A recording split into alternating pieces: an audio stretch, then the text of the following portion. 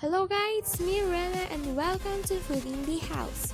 You can use any types of rice, it depends on ano yung available sa inyo. First, hugasan natin yung bigas before natin i-soak in water overnight. Then, i-drain natin using clean cloth. And ibabad sa araw para matanggal yung mga excess water. I-check natin siya kung pwede din siyang i-blend. Saka natin siya ilagay sa blender ng pakonti-konti. Using sifter,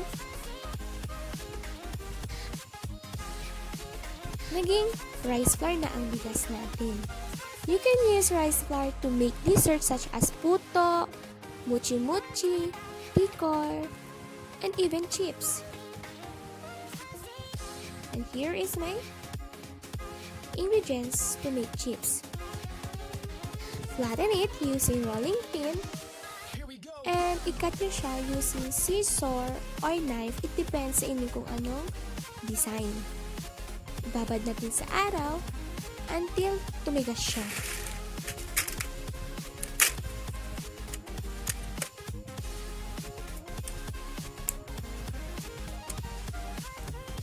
I-check lang natin siya kapag tumigas na before natin iluto.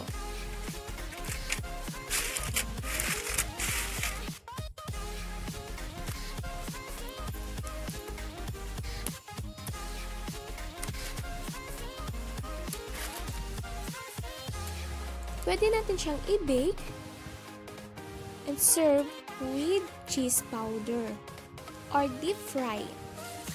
Cook it until turn to golden brown.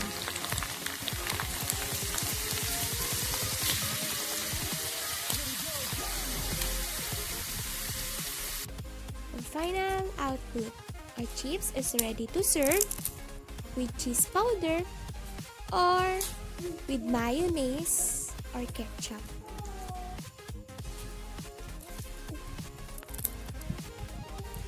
It's also good for business.